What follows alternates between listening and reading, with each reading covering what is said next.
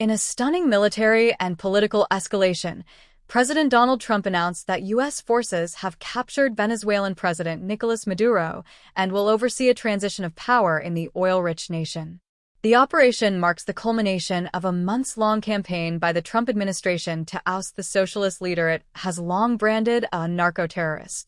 According to President Trump, American Special Operations Forces, aided by a CIA source within the Venezuelan government, captured Maduro and his wife, Cilia Flores. They are currently aboard the USS Iwo Jima in the Caribbean and will be transported to New York to stand trial.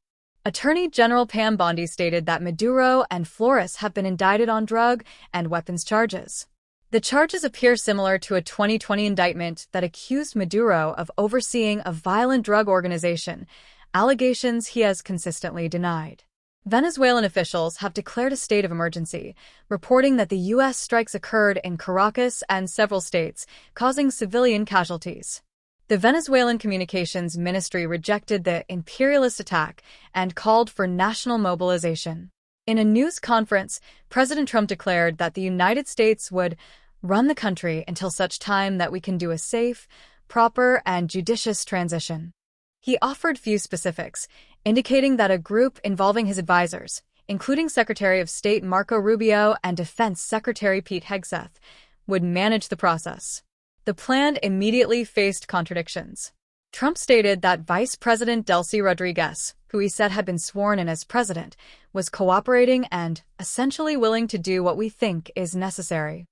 However, hours earlier, Rodriguez appeared on Venezuelan state television to denounce the U.S. operation and demand proof of life for Maduro and Flores.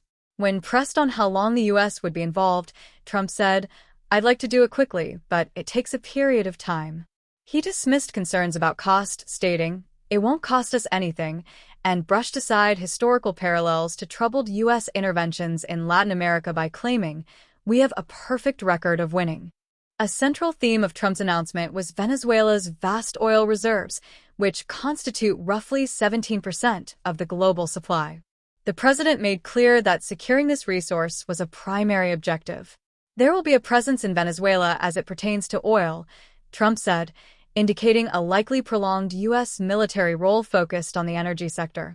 He outlined a vision where American oil companies would rebuild Venezuela's crumbling infrastructure and the U.S. would sell large amounts of oil to other countries, including China. This focus followed months of escalating U.S. pressure, including a naval blockade against Venezuelan oil tankers and a significant military buildup in the Caribbean involving approximately 15,000 troops, one of the largest regional deployments in decades. The operation and its aftermath raised profound legal and geopolitical questions. Secretary Rubio defended the mission as largely a law enforcement operation that did not require advance notice to Congress due to risks of leaks.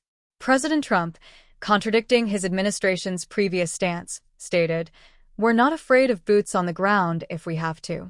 The U.S. action has been condemned by the remaining Maduro government. It remains unclear who holds legitimate authority in Venezuela or how the international community will respond to what amounts to a U.S.-led change of government. As Maduro faces justice in New York, the Trump administration has embarked on an unprecedented endeavor, the direct administration of a sovereign nation, with its immense oil reserves serving as both the prize and the rationale. The ultimate cost, duration, and consequence of this venture are yet to be seen.